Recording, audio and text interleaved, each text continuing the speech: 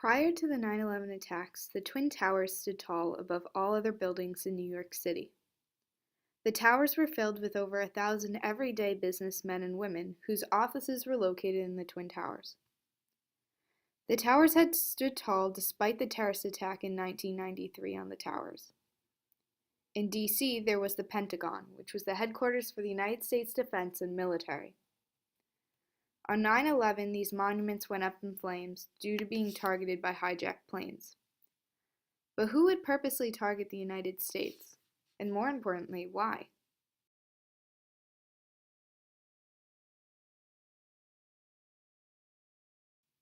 Al Qaeda's origins can be traced back to the Soviet-Afghan War. This began with the Soviet invasion of Afghanistan. The Soviet Union did this as a result of Islamic militant groups rising up against the Afghan Communist Party. When the Soviets withdrew from Afghanistan in 1989, the Islamic militants led way to the formation of an organization known as Al Qaeda. Al Qaeda became an official organization on August 11, 1988. One of its top leaders would later become one of the most well-known men in the world, Osama bin Laden, the son of a millionaire construction magnate with close ties to the Saudi royal family. Osama bin Laden joined the fight in Afghanistan against the Soviets, believing it was his duty to help out his fellow Muslim brothers. When he became one of the leaders of the organization he helped to build, he made it Al Qaeda's mission to remove the Western influence in the Middle East. He believed that the West was corrupting the rulers of the Middle East and making them bad Muslims as a result. Osama bin Laden was able to build Al Qaeda through the financial support the United States had given the militant groups during the war to remove the Soviets and the communist government. He also used the recruiting structures and leftover fighters.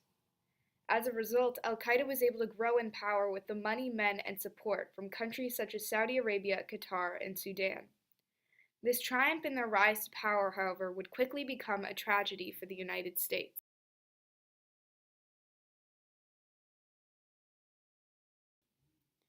The first motive for 9/11 was the U.S. support of Israel. The United States supported Israel greatly, making Israel one of their largest trade partners in technology.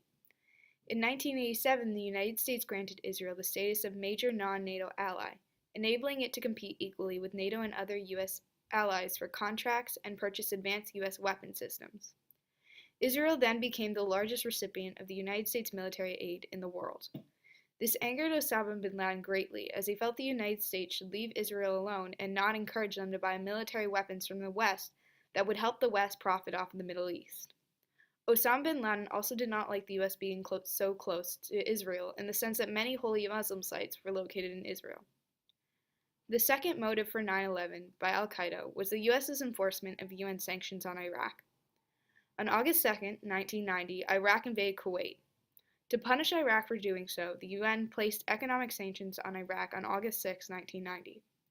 These economic sanctions were enforced by United Security Council Resolution 661. As time went on, these sanctions would later grow, including a no-fly zone over the northern and southern portions of Iraq. What angered Al Qaeda the most about these sanctions was that the U.S. enforced these sanctions illegally under international law. The United States sent troops to enforce the no-fly zones and would shoot down Iraqi planes if they were to fly over them.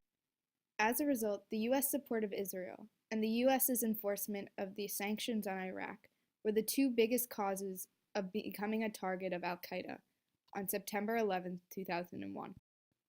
The night before the attacks, Osama bin Laden created a booklet of teachings and gave it to each of the men flying the planes. This booklet encouraged them to do what was right in the name of God. The next morning, these men set out to hijack the planes they hoped would hit the Twin Towers, the Pentagon, and the White House. Flight 11 from Boston Logan Airport was the first to be hijacked heading towards California. At 8:46, Flight 11 hit the North Tower of the Twin Towers in New York City. At the time the plane hit the first building, it was like a flash on a camera went off. It was a bright flash of light that, never seen anything like that before. At 9:03 a.m., Flight 175 hits the South Tower, killing all passengers on board. I heard you could hear the sound of a jet taking off. It's like that kind of roaring sound. I'm like, okay. Because I was kind of looking down, And I look up and there's like this plane is kind of angling, what we now know is the United plane, the United 175. So this, I could see it was gray. It's like angling in on our building, kind of in going into a left bank, like so close enough that I could see the cockpit windows, but it was, and I was like, and my first thought was, there's something wrong with air traffic control because they're sending these planes like, into our bed. What's going on? That was their first like irrational thought, and then I was like, okay, oh, that's right. They're deliberately crashing the plane. When the South Tower was hit at the World Trade Center, it sent the people of New York City into panic, realizing that it simply wasn't an accident that the first plane had hit the North Tower. People ran from the streets and tried to take cover as debris was crashing from both the South Tower and the North Tower.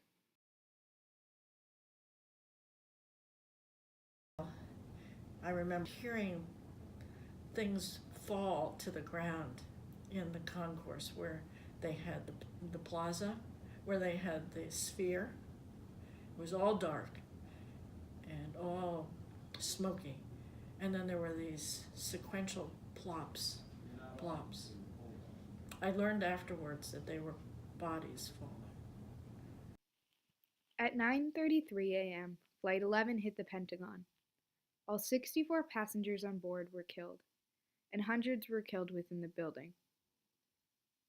The most horrifying thing about Flight 11's crashing was that it crashed near the nursery of the Pentagon, where many parents dropped their children off before heading to work.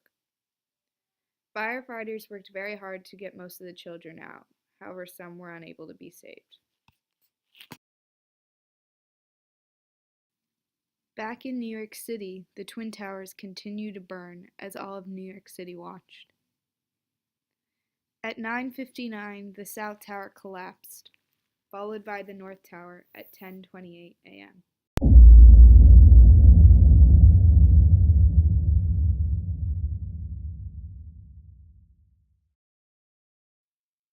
The days following the collapse of the Twin Towers, the burning of the Pentagon, and the crashing of Flight 93 in a field in Pennsylvania due to the passengers trying to regain control, was one of much grieving for people all over America. People walked the streets with missing people posters trying to find any information on their loved ones who had not been accounted for in the collapse of the towers. I could kind of process, and I remember I didn't want to leave my living room, and I slept in my living room that night. Like I didn't even want to go further into my apartment to go into the bedroom. So yeah, it was a strange day.